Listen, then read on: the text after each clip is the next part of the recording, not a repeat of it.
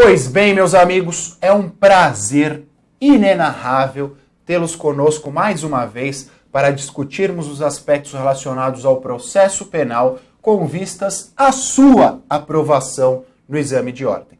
No nosso último encontro, tratávamos ainda da conexão e da competência. E neste encontro, continuaremos o tratamento destas duas disciplinas. Na aula passada, eu conceituei conexão e continência, falei das espécies de conexão e das espécies de continência.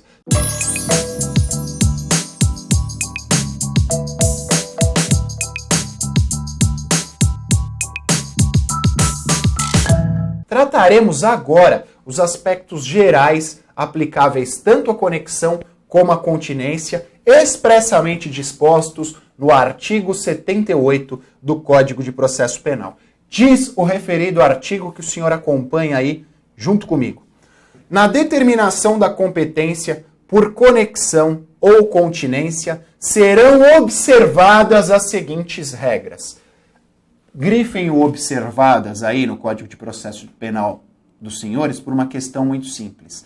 Estas são regras de observância obrigatória quando da aplicação da conexão e da continência. Vamos ao inciso 1. No concurso entre a competência do júri e de outro órgão de jurisdição comum, prevalecerá a competência do júri. Eu já havia dito isso aos senhores na aula passada, mas acho prudente que eu faça uma reiteração. Por quê? Nós temos a questão da competência ou da jurisdição preponderante. A jurisdição do júri, por ter previsão constitucional, o já exaustivamente mencionado artigo 5º, inciso 38, a linha A, por ter competência no artigo 5º, a competência do júri prevalece em relação às competências comuns. Regra geral? Depende. Isso em relação à jurisdição comum. O inciso 71 do artigo 68 faz menção à jurisdição comum. Se for competência especializada, como, por exemplo, a competência relacionada à justiça militar, aí a justiça militar prevalece em relação ao júri no que tange ao militar praticando crime contra outro militar. Porque quando pensarmos em júri e justiça militar, os senhores devem obrigatoriamente lembrar também do já citado artigo 125, parágrafo 4º da Constituição. Na nossa 14ª aula eu expliquei isso de forma aprofundada. Tá? Então, júri e jurisdição comum, prevalece o júri. Foro por prerrogativa de função constitucional e júri. Prevalece o foro por prerrogativa de função disposto na Constituição Federal. Então, lembrem do 102 que nós estudamos na nossa 12ª aula. Competência originária do Supremo Tribunal Federal. Se o presidente da República cometer um crime de homicídio, uma infração penal comum, ele, presidente da República, será julgado pelo Supremo e não pelo Tribunal do Júri, apesar da previsão do artigo 5º, inciso 38. Então, sempre prevalece a jurisdição mais graduada. Foro por prerrogativa de função constitucional. Por quê? Eu gostaria que vocês atentassem ao seguinte. Se o foro por prerrogativa de função estiver estabelecido na Constituição do Estado, nesta circunstância, prevalece a competência do júri. Pensem na seguinte situação.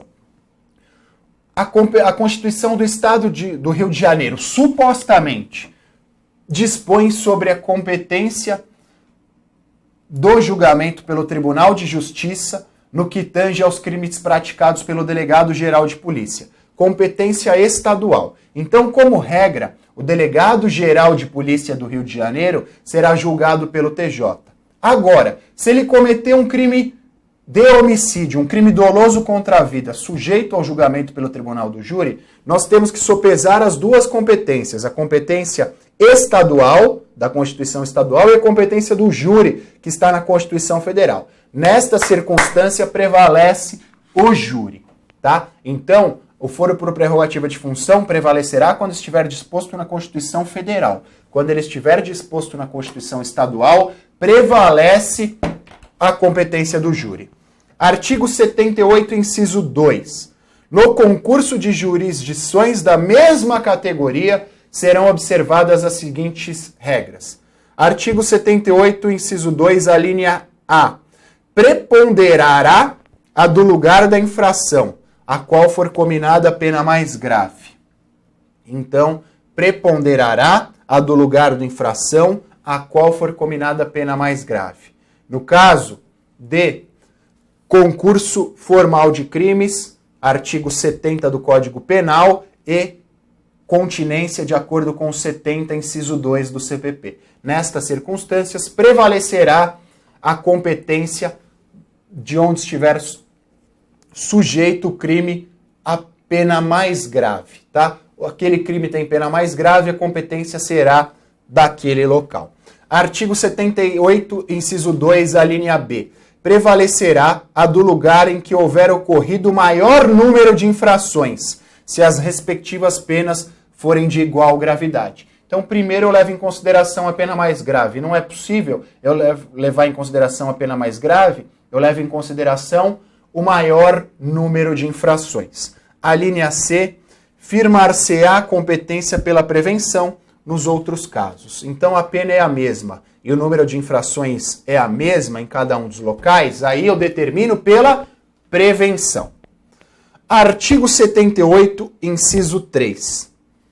No concurso de jurisdições de diversas categorias, predominará a de maior graduação. Eu já havia transmitido essa informação aos senhores na aula de hoje e já transmiti na aula passada. Sempre prevalece a jurisdição de maior graduação. Artigo 78, inciso 4. No concurso entre a jurisdição comum e a jurisdição especial, prevalecerá a jurisdição especial. Eu já havia dito isso para vocês nos nossos 2 últimos encontros e reitero hoje. A competência em razão da matéria prevalece em relação às demais competências, aqui no que tange a conexão e a continência também. Então, 2 crimes sujeitos ao julgamento, um pela Justiça Federal, outro pela Justiça Estadual, prevalece o julgamento pela Justiça Federal. Artigo 79. A conexão e a continência importarão unidade de processo e julgamento salvo. O que o 79 caput está falando? Regra geral, a conexão e a continência importarão na unidade de processos. Exceção feita a estas 2 circunstâncias indicadas no 79. Então, regra geral, a unidade de processos. Exceção feita a estas 2 circunstâncias indicadas no 79. Primeira delas, no concurso entre jurisdição comum e militar. Nessa situação, um crime está sujeito à jurisdição comum, o outro crime está sujeito à jurisdição militar. Nessa situação, a militar julga o crime militar, a comum julga o crime comum. Não haverá conexão, não haverá continência. E a segunda hipótese diz respeito aos menores, aquelas circunstâncias dispostas na Lei 8.069 de 90, no Estatuto da Criança e do Adolescente. Então, o crime foi praticado em qual autoria? Entre um maior de 18 anos e um menor, sujeito ao ECA. Nestas circunstâncias, o maior é julgado pela Justiça Comum, processo penal comum, e o menor terá as medidas impostas de acordo com o Estatuto da Criança e do Adolescente. Tá? Não há unidade processual nestas 2 situações, meus amigos. Tudo bem? Atenção. São 2 exceções, atentem a essas exceções. O parágrafo 1º do artigo 79 diz o seguinte: cessará em qualquer caso a unidade de processo se, em relação a algum corréu, sobrevier o caso previsto no artigo 152. O artigo 152 diz respeito ao incidente de insanidade. Então, caso haja a instauração do incidente de insanidade, haverá a divisão do processo em relação somente a este corréu cuja sanidade mental é discutida. No que tange aos demais corréus, o processo continuará tramitando. Então, é uma causa superior, é uma causa posterior de separação dos processos. E é necessário do processo. Causa obrigatória de separação. Todas estas são causas obrigatórias. Artigo 79, parágrafo 2º. A unidade do processo não importará do julgamento se houver corréu foragido que não possa ser julgado à revelia ou ocorrer a hipótese do 461. O 461, a qual faço remissão nesse instante, diz respeito ao júri. Diz o artigo 461.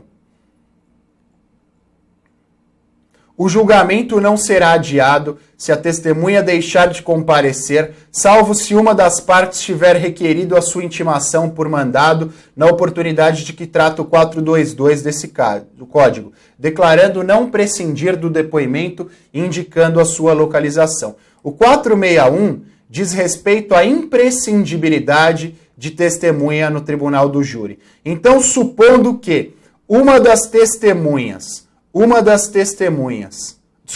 dos réus requeira a imprescindibilidade em relação a uma das suas testemunhas, haverá a separação do procedimento do júri. Um deles, o que for possível, será julgado naquela oportunidade, e no que tange ao réu que pediu a imprescindibilidade da testemunha, o julgamento se dará posteriormente. O artigo 80 diz o seguinte: será facultativa a separação dos processos quando as infrações tiverem sido praticadas em circunstâncias de tempo ou de lugar diferentes, ou quando, pelo excessivo número de acusados e para não lhes prolongar a prisão provisória, ou por qualquer motivo relevante, o juiz reputar conveniente a separação. Então façam a distinção. As causas do 79, que foram mencionadas até agora, ensejam a separação obrigatória. 79, separação obrigatória. O 80 nos traz causas de separação facultativa. O juiz poderá, quando presentes estas circunstâncias, separar ou não separar o processo. O artigo 80 está aí na tela para que os senhores possam lê-lo. Artigo 81. Verificada a reunião dos processos por conexão ou continência, ainda que no processo da sua competência própria venha o juiz ou tribunal a proferir sentença absolutória ou que desclassifique a infração para outra que não se inclua na sua competência, continuará competente em relação aos demais processos. E o parágrafo único. Reconhecida inicialmente ao júri a competência por conexão ou continência, o juiz, se vier a desclassificar a infração ou impronunciar ou absolver o acusado de maneira que exclua a competência do júri, remeterá o processo ao juízo competente. O artigo 81 diz respeito à desclassificação nas circunstâncias de conexão e continência. E o que nos importa muito nesse momento diz respeito ao artigo 82.